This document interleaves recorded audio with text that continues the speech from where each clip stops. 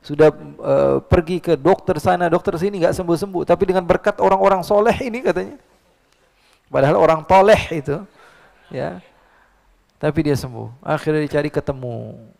Ini udah ketakutan nih pas ketemu, dia mau kabur-kabur. Ternyata apa? Dibilangin terima kasih banyak Ustadz, berkat antum anak-anak bisa jalan. Akhirnya ketujuh-tujuhnya nangis, bertobat kepada Allah dan meminta ampun kepada Allah. Lihat, ya, manfaatnya bukan hanya kepada orang yang yakin saja, bahkan orang yang tidak diyakini tersebut mendapatkan manfaat daripada apa yang telah dilakukan oleh orang yang banyak husnudzan kepada hamba Allah. Husnudzan aja deh. Kita kalau mau tenang hidup, husnudzan aja udah. Siapapun orangnya, kita bersangka baik sama mereka. Siapapun itu. Karena bisa jadi orang yang paling rajin maksiatnya, Allah rubah dia menjadi orang yang paling soleh. Semua di antara kita tidak pernah tahu akhir daripada cerita kita. Betul itu. Jadikan pegangan hidup. Nikmat hidup kita. Kita nggak ada musuh sama sekali. Setiap melihat orang, ini ada kesalahan. Pasti manusia semua punya kesalahan. Masalah. Semua orang punya masalah. Semua orang punya masalah, bukan antum doang. Yang puyeng bukan antum doang, saya juga yang lagi ngomong puyeng juga sama. Yang punya masalah itu semua manusia punya masalah.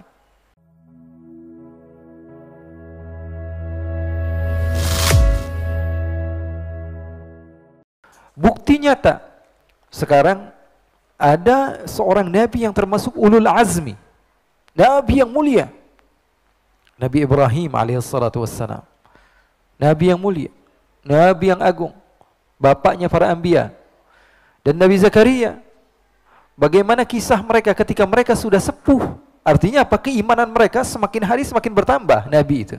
Artinya keimanan mereka ini sudah full. Kalau Nabi itu sudah full, semakin dia tua semakin full. Keimanannya sudah tingkat tinggi. Tapi ketika mau diberikan putra, Nabi Yahya alaihissalatu wassalam, apa yang diucapkan Nabi ini yang penuh dengan keimanan? Beliau mengatakan, qad balagani al-kibar wa imraati aqir, ya Allah, gimana kok bisa punya anak? Kan saya sudah tua. Tuh lihat, emang dia tidak beriman. Nabi tidak beriman. Nabi mengatakan, qad balagani al-kibar, ya Allah, saya kan sudah tua renta. Wa imraati aqir, istri saya juga mandul, nggak bisa punya anak. Kan itu kisah di dalam Al-Quran. Apakah otak kosong seperti kita mengartikan bahwa Nabi ini juga imannya biasa-biasa aja nih? Masa nggak tahu kemampuan Allah? Nabi Adam saja tidak punya bapak, tidak punya ibu, bisa ada? Kenapa dia seperti bingung diberikan anak, ada bapak, ada ibu? Kenapa bingung? Apakah tidak beriman? Bukan. Mereka mengatakan hal yang sedemikian rupa supaya ada contoh kita di hidup di akhir zaman. Kalaupun kita tua, kalaupun ada orang yang mengatakan kita tidak bakalan punya anak, Allah mampu, ada contoh seorang Nabi. Bukan mereka asli pengen melakukan itu, akan tetapi untuk umat, laqad kana lakum fi rasulillahi uswah. Paham tuh? Jadi jangan sembarangan ya mengartikan sesuatu, apalagi segala sesuatu yang berhubungan dengan orang-orang yang dicintai oleh Allah. Allah firmankan dalam Al-Quran lagi saya katakan, "Wa man yu'azzim sya'airallah fa innaha min taqwal qulub." Menta'zimkan, mengagungkan syiar-syiar Allah, dan syiar yang paling utama Nabi Muhammad. Bukti ketakwaan hati seseorang. Tapi kalau hati sudah tidak ada takwa, diremehkan semua. Segala sesuatu yang berhubungan dengan syariat diremehkan, apapun itu. Pertama, ustadz diremehkan. Kedua, ilmu diremehkan. Habis itu kiai, habis itu habaib, habis itu tempat-tempat yang suci, tempat-tempat yang soleh, tempat-tempat yang agung, tempat-tempat yang mulia. Setelah itu mulai ke para aulia, wali-wali, semuanya sama aja manusia. Lepas itu, setelah itu Nabi pun akan diucap. Na'udzubillah min dzalik. Karena semuanya punya tahap. Akhirnya Allah katakan, wa man yu'azzim sya'airallah fa innaha min taqwal qulub. Orang yang mengagungkan syiar-syiarnya Allah, maka itu ketakwaan. Mafhumnya, orang yang meremehkan syiar-syiarnya Allah, artinya mereka adalah orang-orang yang tidak memiliki ketakwaan di dalam hati. Gimana saya mau mengagungkan, kan manusia sama, Nabi juga manusia. Inilah, dia melihat segala sesuatu dengan matanya, bukan dengan cahaya. Jangankan seorang yang berilmu, orang alim atau wali, orang yang dekat kepada Allah, sekelas Nabi saja orang-orang Quraisy mengatakan apa? Mali hadzal rasul ya'kulu at-ta'am wa yamshi fil aswaq. Nabi yang kalian agung-agungkan kok makannya sama kayak kita. Kok jalan-jalan juga di pasar? Tuh lihat. Karena mereka memandang sisi manusiawi Nabi Muhammad SAW. Mereka tidak pandang bahwa Nabi Muhammad SAW membawa misi dari Allah pencipta. Tapi yang mereka pandang dari sisi kemanusiawiannya. Makanya orang-orang seperti ini tidak sama sekali mendapatkan keberkahan. Ya. Karena melihat dari sisi manusiawinya. Seorang ustaz, seorang yang alim sekalipun, seorang wali sekalipun tidak akan memberikan keberkahan. Kenapa?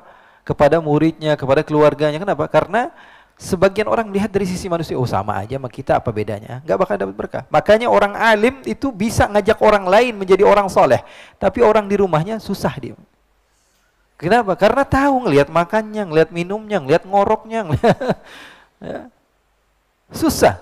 Makanya ketika dia bisa menterbiah orang yang ada di rumahnya, maka dia adalah orang yang paling hebat. Kenapa? Karena sisi manusiawinya yang dilihat, bukan apa yang dibawa sehingga memberikan manfaat. Kata ulama, wal mar'u in ya'taqid syai'an wa laysa kama yadhunnuhu lam yakhib wallahu yu'tih. Dan seseorang dia meyakini sesuatu, padahal sesuatu tersebut tidak serupa seperti apa yang dia bayangkan. Dia tidak akan pernah merugi, Allah akan berikan kepadanya. Seperti kisah ada pencuri. Mereka ini segerombolan orang-orang yang biasa mencuri, rame-rame 7 orang. Tapi dia pakai trik hebat. Ya, dia mau mencuri, mau menipu, tapi pakai udang-udang di kepalanya. Pakai udang-udang, biar kelihatan kayak ulama kan kalau di Indonesia ini diterima. Oh, udah kayak bawaannya agama lah. Apa aja laku kalau di Indonesia. Pakai udang-udang sampai 7 orang dia kok. Dia rombongan dia, ayo kita datangin rumah ini, kita curi. Gimana caranya? Udah kita datang aja pura-pura jadi ustadz lah, katanya. Ya, pura-pura jadi ustadz. Kalau kita bilang kita pencuri ya nggak ada yang mau nerima lah. Ya. Maka nah itu cara salah satunya ngaku jadi ustadz aja. Musafir. Orang yang berpergian tapi orang-orang penuntut ilmu. Sampai ke rumah orang ini ditanya-tanya yang mana yang paling kaya nih, yang mana yang paling tajir ini, rumah yang mana, dicari-cari, dilihat-lihat, oh ternyata ini kepala desanya rumah yang paling kaya. Biasanya emang di setiap kampungnya kepala desa paling kaya. Ya. Akhirnya apa? Dicari tahu, ya karena memang susah jadi kepala desa, ngeluarin uang banyak, ya kan. Akhirnya udah dicari tahu, ternyata kepala desanya ini orang baik, orang soleh. Diterima dia. Duduk kami musafir. Akhirnya udah mereka kumpul, makan segala macam. Meramah tamah sama orang-orang tersebut. Akhirnya apa yang terjadi, ikhwani? Mereka merencanakan nanti kalau si bapak ini tidur, anak-anaknya tidur semua, barang-barangnya kita ambilin nih. Kita sekarang pura-pura jadi tamu, lihat-lihatin dulu ini tempat mana, ini tempat mana. Jadi tamu ini. Ini trik dalam mencuri ya, jangan dicontoh. Nanti teman-teman di luar sana mendengar ini kemudian dicontoh. Na'udzubillah min dzalik. Kemudian akhirnya dia bilang, oke lah kita coba, kita lakukan ini. Akhirnya setelah makan malam, kemudian ini kepala desa meminta doa, doakan saya. Ini anak saya juga sudah lama nggak bisa berjalan, tolong didoakan. Ya, diberikan air, dimintakan doa. Ya, kata ini pencuri saya, boro-boro hafal doa, katanya Fatihah aja nggak hafal. Ya, pura-pura aja komat kamit ya. Apa aja disebutlah, pokoknya ngarap-ngarap sedikit udah kelihatan baca lah.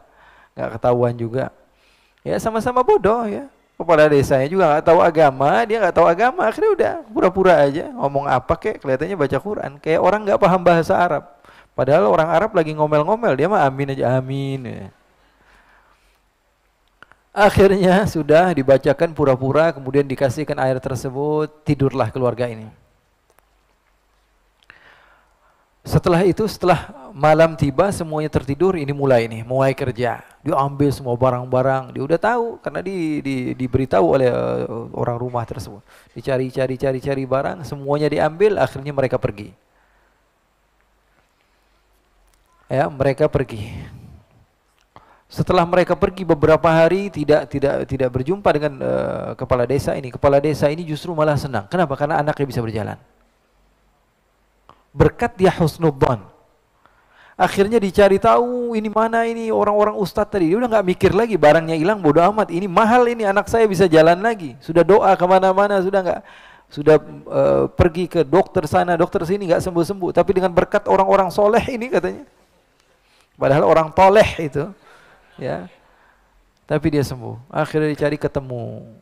Ini udah ketakutan nih pas ketemu, dia mau kabur-kabur. Ternyata apa? Dibilangin terima kasih banyak Ustadz, berkat antum anak-anak bisa jalan. Akhirnya ketujuh-tujuhnya nangis, bertobat kepada Allah dan meminta ampun kepada Allah. Lihat, ya manfaatnya bukan hanya kepada orang yang yakin saja, bahkan orang yang tidak diyakini tersebut mendapatkan manfaat daripada apa yang telah dilakukan oleh orang yang banyak husnudzan kepada hamba Allah.